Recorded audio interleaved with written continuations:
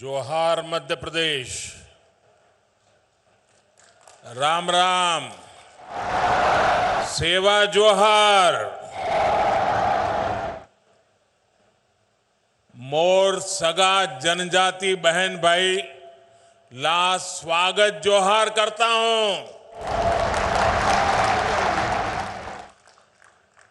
तमारो स्वागत करूं। तमाम साम की कम छो।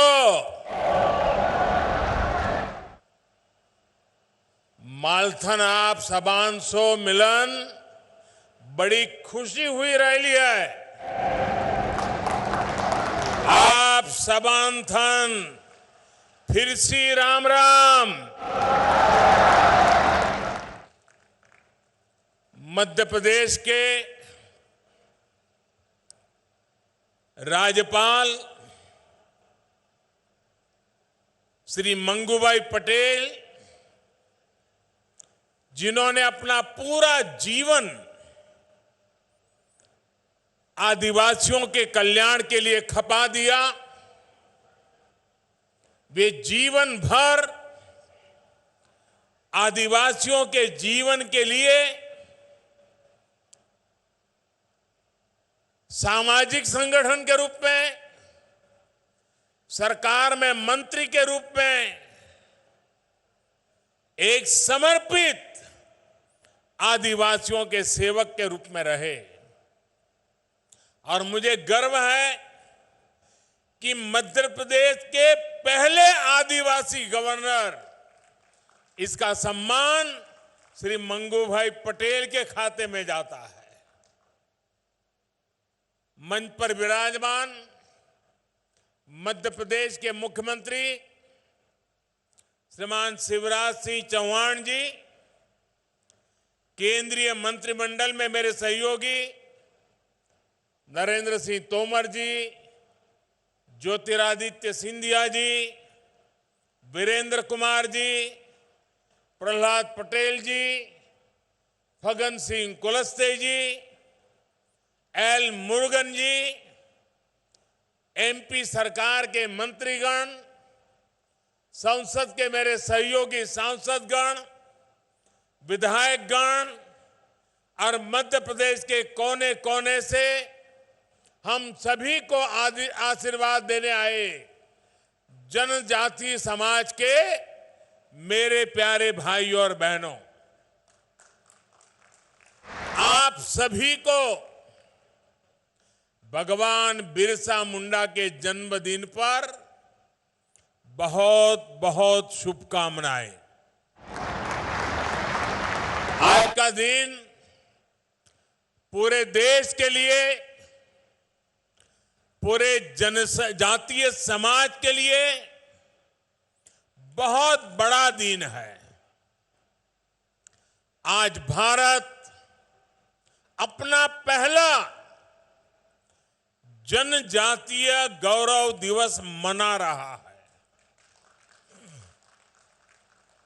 आजादी के बाद देश में पहली बार इतने बड़े पैमाने पर पूरे देश के जनजातीय समाज की कला, संस्कृति, स्वतंत्रता आंदोलन और राष्ट्र निर्माण में उनके योगदान को गौरव के साथ याद किया जा रहा है, उन्हें सम्मान दिया जा रहा है।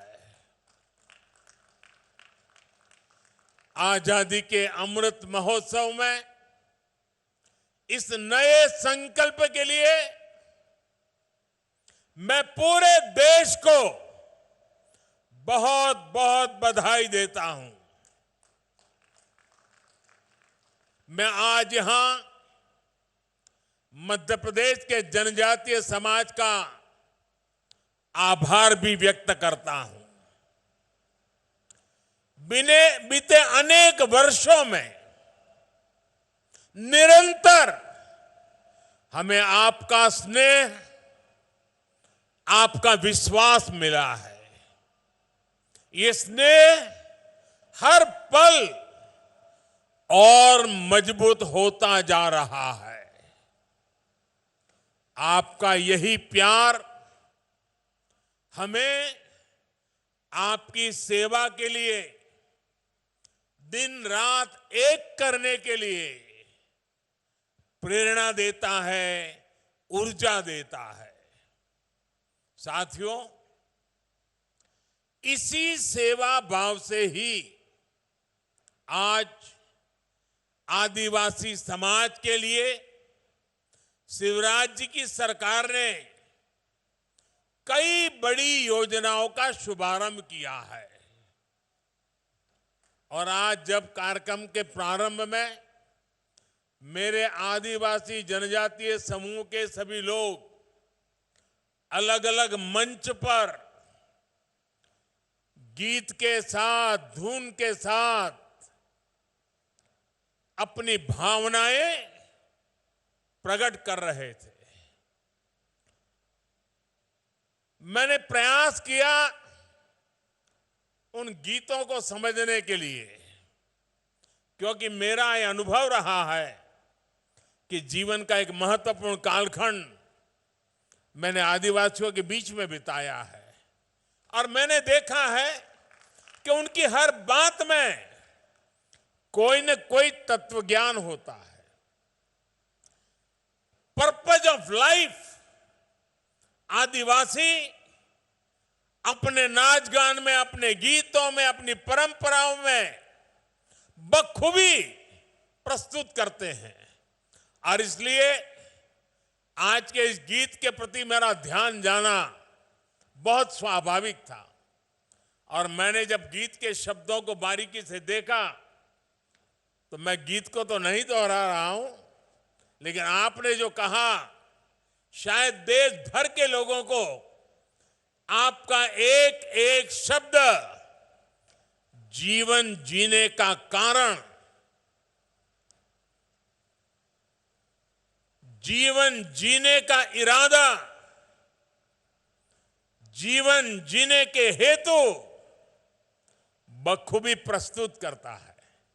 आपने अपने नृत्य के द्वारा, अपने गीत के द्वारा आज प्रस्तुत किया, शरीर 4 दिनों का है, अंत में मिट्टी में मिल जाएगा। खाना पीना खूब किया, भगवान का नाम भुलाया। देखिए ये आदिवासी हमें क्या कह रहे हैं जी। सचमुच में वे शिक्षित है कि हमें अभी सीखना बाकी है। आगे कहते हैं, मौज मस्ती में उम्र बिता दी, जीवन सफल नहीं किया। अपने जीवन में लड़ाई झगड़ा खूब किया, घर में उत्पाद भी खूब किया। जब अंत समय आया तो मन में पछताना व्यर्थ है। धरती, खेत, खलियान किसी के नहीं है। देखिए आदिवासी मुझे क्या समझा रहा है। धरती, खेत, खलिहान किसी के नहीं है, अपने मन में गुमान करना व्यर्थ है। ये धन दौलत कोई काम के नहीं है, इसे यहीं छोड़ के जाना है। आप देखिए इस संगीत में, इस नृत्य में जो शब्द कहे गए हैं वो जीवन का उत्तम तत्व ज्ञान जंगलों में जिंदगी गुजारने वाले मेरे आदिवासी भाई बहनों ने आत्मसात किया है। इससे बड़ी किसी देश की ताकत क्या हो सकती है? इससे बड़ी किसी देश की विरासत क्या हो सकती है? इससे बड़ी देश की पूंजी क्या हो सकती है? साथियों, इसी सेवा भाव से ही आज आदिवासी समाज के लिए शिवराज जी की सरकार ने कई बड़ी योजनाओं का शुभारंभ किया है। राशन आपके ग्राम योजना हो या फिर Madhya Pradesh sickle cell mission हो, ये दोनों कार्यक्रम आदिवासी समाज में स्वास्थ्य और पोषण को बेहतर बनाने में अहम भूमिका निभाएंगे। मुझे इसका भी संतोष है कि प्रधानमंत्री गरीब कल्याण अन्न योजना के तहत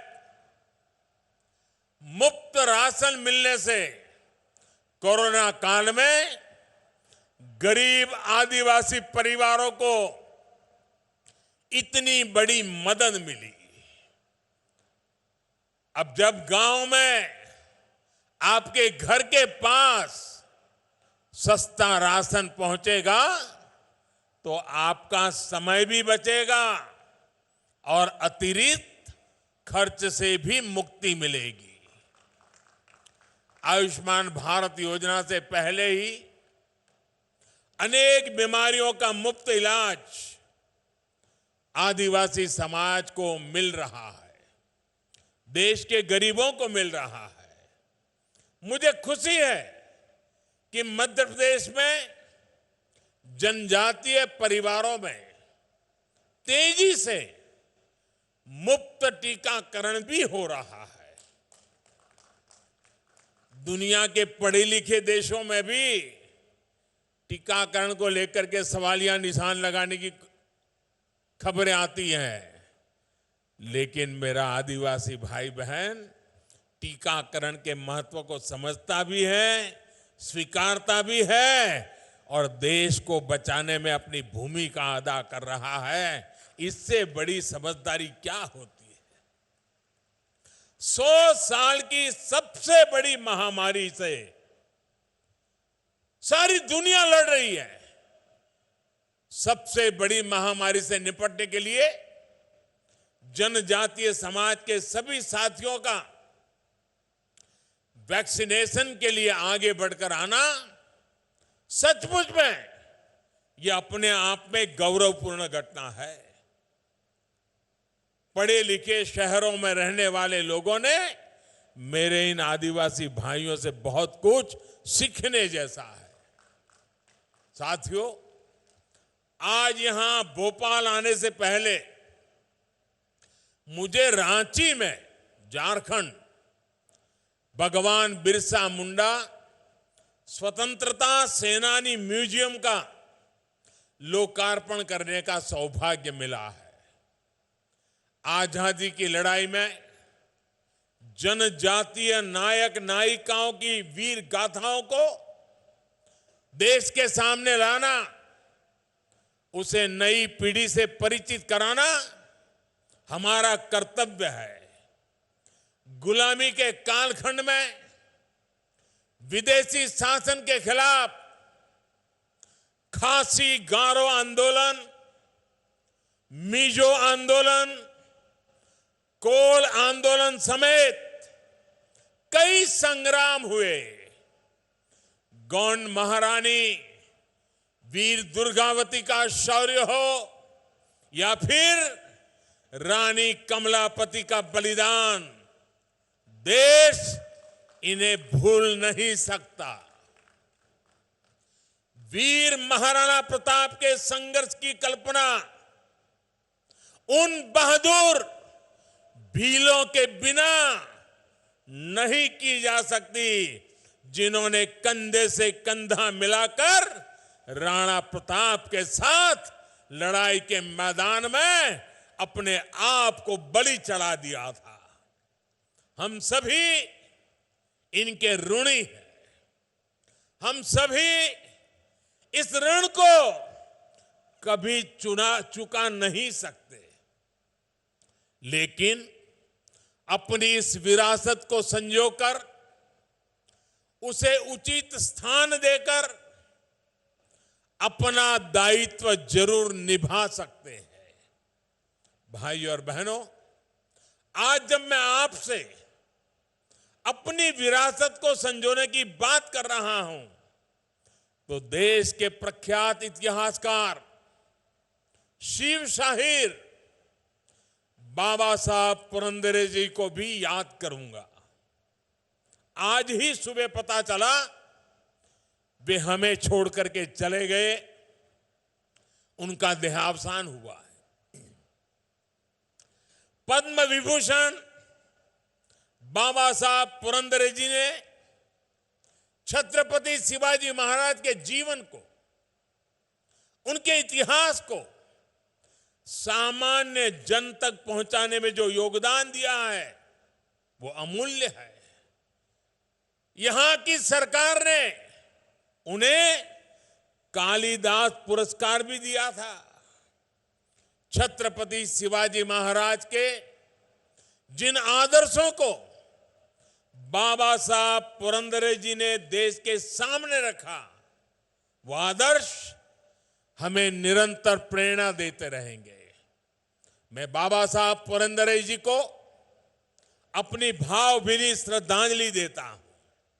साथियों, आज जब हम राष्ट्रीय मंचों से राष्ट्र निर्माण में जनजातीय समाज के योगदान की चर्चा करते हैं, तो कुछ लोगों को जरा हैरानी होती है।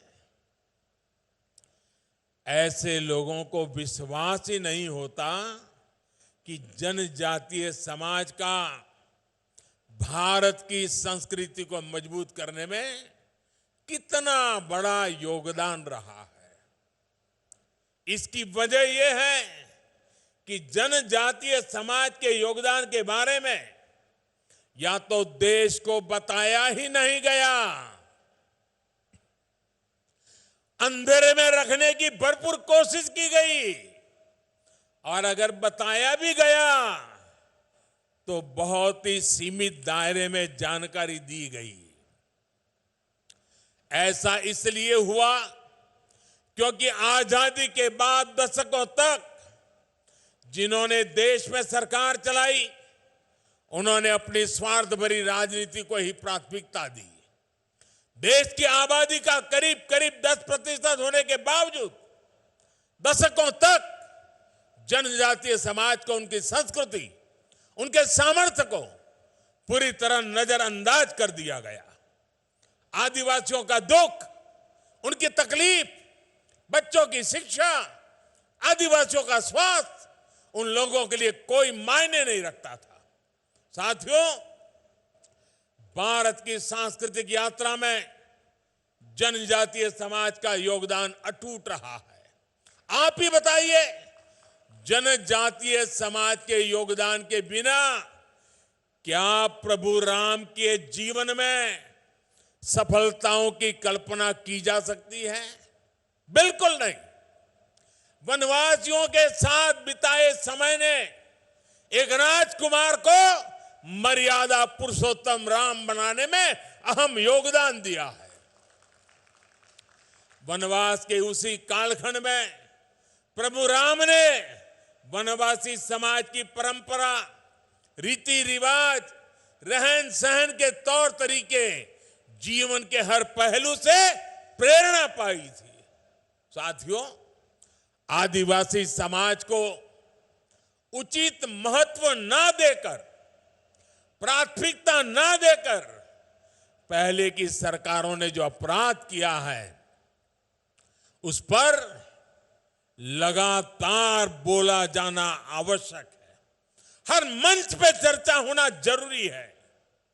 जब दशकों पहले मैंने गुजरात में अपने सार्वजनिक जीवन की शुरुआत की थी, तभी से मैं देखता आया हूं कि कैसे देश में कुछ राजनीतिक दलों ने सुख सुविधा और विकास के हर संसाधन से आदिवासी समाज को वंचित रखा।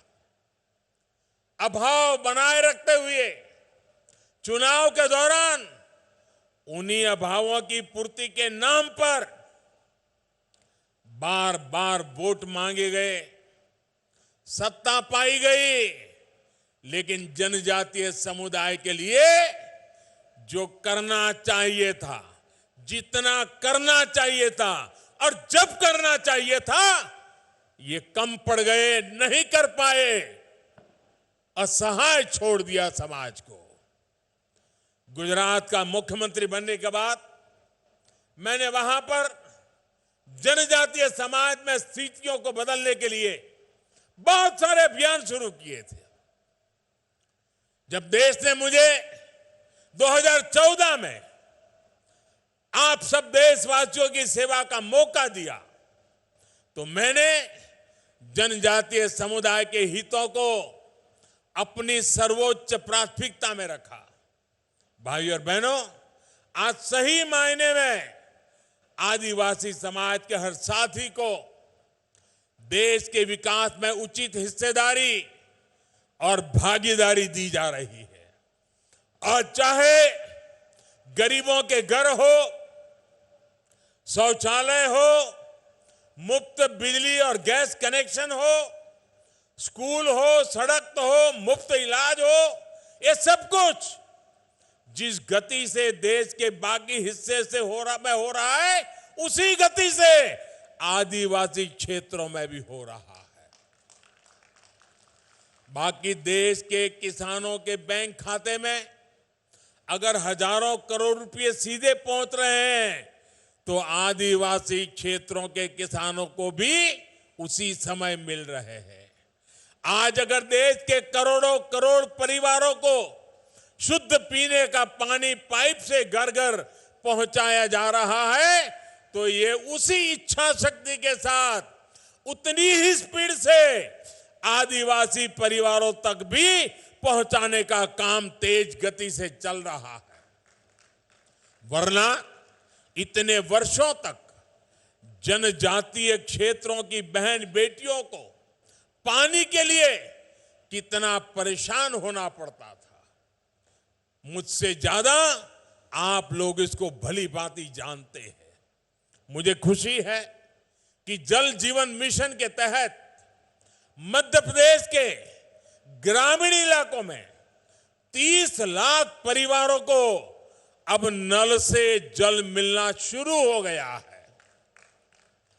और इसमें भी ज्यादातर हमारे आदिवासी इलाकों के ही है। साथियों, जनजातीय विकास के बारे में बात करते हुए एक बात और कही जाती थी। कहा जाता था जनजातीय क्षेत्र भौगोलिक रूप से बहुत कठिन होते हैं। कहा जाता था कि वहां सुविधाएं पहुंचाना मुश्किल होता है। ये सारा बहाना काम न करने के बहाने थे। यही बहाना करके जनजातीय समाज में सुविधाओं को कभी प्राथमिकता नहीं दी गई, उन्हें अपने भाग्य पर छोड़ दिया गया। साथियों, ऐसे ही राजनीति, ऐसी ही सोच के कारण आदिवासी बाहुल्य वाले जिले विकास की बुनियादी सुविधाओं से भी वंचित रह गए। अब कहां तो इनके विकास के लिए कोशिशें होनी चाहिए थी, लेकिन इन जिलों पर पिछड़े होने का एक टैग लगा दिया गया। भाई और बहनों, कोई राज्य, कोई जिला, कोई व्यक्ति, कोई समाज विकास की दौड़ में पीछे नहीं रहना चाहिए। हर व्यक्ति, हर समाज आकांक्षी होता है, उसके सपने होते हैं। सालों साल वंचित रखे गए इन्हीं सपनों, इन्हीं आकांक्षाओं को उड़ान देने की कोशिश आज हमारी सरकार की प्राथमिकता है। आपके आशीर्वाद से आज उन 100 से अधिक जिलों में विकास की आकांक्षाओं को पूरा किया जा रहा है। आज जितनी भी कल्याणकारी योजनाएं केंद्र सरकार बना रही है, उनमें आदिवासी समाज बाहुल्य आकांक्षी जिलों को प्राथमिकता दी जा रही है। आकांक्षी जिले या फिर ऐसे जिले जहां अस्पतालों का अभाव है, वहां 150 से अधिक मेडिकल कॉलेज स्वीकृत किए जा चुके हैं। साथियों, देश का जनजातीय क्षेत्र संसाधनों के रूप में, संपदा के मामले में हमेशा समृद्ध रहा है। लेकिन जो पहले सरकार में रहे वो इन क्षेत्रों के दोहन की नीति पर चले। हम इन क्षेत्रों के सामर्थ्य के सही इस्तेमाल की नीति पर चल रहे हैं। आज जिस जिले में जो भी प्राकृतिक संपदा राष्ट्र के विकास के लिए निकलती है, उसका एक हिस्सा उसी जिले के विकास में लगाया जा रहा है। डिस्ट्रिक्ट मिनरल फंड के तहत राज्यों को करीब करीब 50,000 करोड़ रुपए मिले हैं जो उसी क्षेत्र के लिए खर्च करने हैं। आज आपकी संपदा आपके ही काम आ रही है, आपके बच्चों के काम आ रही है। अब तो खनन से जुड़ी नीतियों में भी हमने ऐसे बदलाव किए हैं जिससे जनजातीय क्षेत्रों में ही रोजगार की व्यापक संभावनाएं बने। भाइयों और बहनों, आजादी का यह अमृतकाल आत्मनिर्भर भारत के निर्माण का काल है। भारत की आत्मनिर्भरता जनजातीय भागीदारी के बिना संभव नहीं है। आपने देखा होगा अभी हाल में पद्म पुरस्कार दिए गए हैं। जनजातीय समाज से आने वाले साथी जब राष्ट्रपति भवन पहुंचे, पैर में जूते भी नहीं थे। सारी दुनिया देख करके दंग रह गई, हैरान रह गई। आदिवासी और ग्रामीण समाज में काम करने वाले ये देश के असली हीरो है, असली हीरो है। यही तो हमारे डायमंड है, यही तो हमारे हीरे हैं। भाइयों और बहनों, जनजातीय समाज में प्रतिभा की कमी कभी कोई कमी नहीं रही है। लेकिन दुर्भाग्य से पहले की सरकारों में आदिवासी समाज को अवसर देने के लिए जो जरूरी राजनीतिक इच्छा शक्ति चाहिए ना, कुछ नहीं था, बहुत कम थी। सृजन आदिवासी परंपरा का हिस्सा है। मैं अभी आने से पहले सभी आदिवासी समाज की बहनों के द्वारा जो निर्माण कार्य हुआ है वो देख करके मैं सचमुच में बड़े मन को आनंद होता था। इनकी उंगलियों में, इनके पास क्या ताकत है। सृजन आदिवासी परंपरा का हिस्सा है, लेकिन आदिवासी सृजन को बाजार से नहीं जोड़ा गया। आप कल्पना कर सकते हैं, बांस की खेती जैसी छोटी और सामान्य सी चीज को कानूनों के मकड़ जाल में फंसा कर रखा गया था। क्या हमारे जनजातीय भाइयों बहनों के ये हक नहीं था कि वो बांस की खेती कर करके बेच करके उससे पैसा कमा सके? हमने वन कानूनों में बदलाव कर इस सोच को ही बदल दिया। साथियों, दशकों से जिस समाज को उसकी छोटी छोटी आवश्यकताओं की पूर्ति के लिए लंबा इंतजार करवाया गया, उसकी उपेक्षा की गई। अब उसको आत्मनिर्भर बनाने के लिए निरंतर प्रयास किया जा रहा है।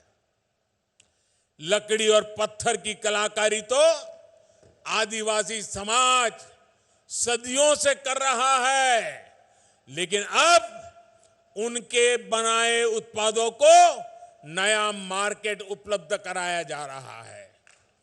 ट्राइफेड पोर्टल के माध्यम से जनजातीय कलाकारों के उत्पाद देश और दुनिया के बाजारों में ऑनलाइन भी बिक रहे हैं। जिस मोटे अनाज को कभी दोयम नजर से देखा जाता था, वो भी आज भारत का ब्रांड बन रहा है।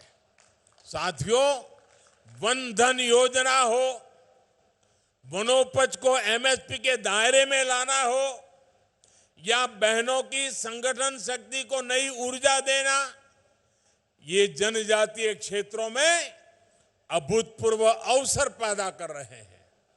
पहले की सरकारें सिर्फ 8-10 वन उपजों पर एमएसपी दिया करती थी।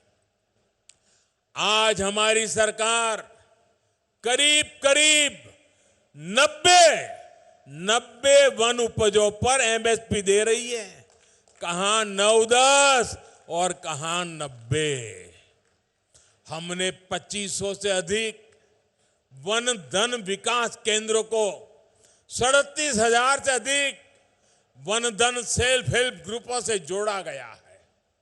इनसे आज लगभग 7.5 लाख साथी जुड़े हैं। उनको रोजगार और स्वरोजगार मिल रहा है। हमारी सरकार ने जंगल की जमीन को लेकर भी पूरी संवेदनशीलता के साथ कदम उठाए हैं। राज्यों में लगभग 20 लाख जमीन के पट्टे देकर हमने लाखों जनजातीय साथियों की बहुत बड़ी चिंता दूर की है। भाइयों और बहनों, हमारी सरकार आदिवासी युवाओं की शिक्षा और कौशल पर विशेष बल दे रही है।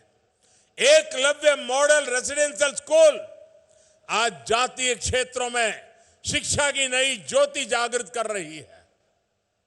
आज मुझे यहां 50 एकलव्य मॉडल रेसिडेंशियल स्कूलों के शिलान्यास का अवसर मिला है।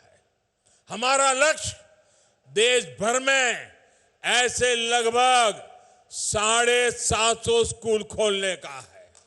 इनमें से अनेकों एकलव्य स्कूल ऑलरेडी शुरू हो चुके हैं। 7 साल पहले हर छात्र पर सरकार लगभग 40,000 रुपए खर्च करती थी। वो आज बढ़कर 1 लाख रुपए से अधिक हो चुका है। इससे जनजातीय छात्र छात्राओं को और अधिक सुविधा मिल रही है। केंद्र सरकार हर साल लगभग 30 लाख जनजातीय युवाओं को स्कॉलरशिप भी दे रही है। जनजातीय युवाओं को उच्च शिक्षा और रिसर्च से जोड़ने के लिए भी अभूतपूर्व काम किया जा रहा है। आजादी के बाद जहां सिर्फ 18 ट्राइबल रिसर्च इंस्टीट्यूट बने, वहीं सिर्फ 7 साल में 9 नए संस्थान स्थापित किए जा चुके हैं। साथियों, जनजातीय समाज के बच्चों को एक बहुत बड़ी दिक्कत पढ़ाई के समय भाषा की भी होती थी। अब नई राष्ट्रीय शिक्षा नीति में स्थानीय भाषा में पढ़ाई पर बहुत जोर दिया गया है।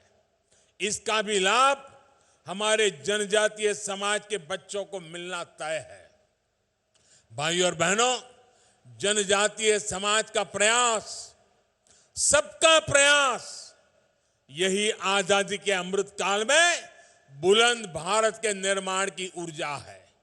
जनजातीय समाज के आत्मसम्मान के लिए, आत्मविश्वास के लिए, अधिकार के लिए हम दिन रात मेहनत करेंगे। आज जनजातीय गौरव दिवस पर हम इस संकल्प को फिर दोहरा रहे हैं और ये जनजातीय गौरव दिवस जैसे हम गांधी जयंती मनाते हैं, जैसे हम सरदार पटेल की जयंती मनाते हैं, जैसे हम बाबा साहब अम्बेडकर की जयंती मनाते हैं, वैसे ही भगवान बिरसा मुंडा की 15 नवंबर की जयंती हर वर्ष जनजातीय गौरव दिवस के रूप में पूरे देश में मनाई जाएगी। एक बार फिर आप सभी को बहुत बहुत शुभकामनाएं। मेरे साथ दोनों हाथ ऊपर करके पूरी ताकत से बोलिए, भारत माता की। भारत माता की, भारत माता की, भारत माता की। बहुत बहुत धन्यवाद।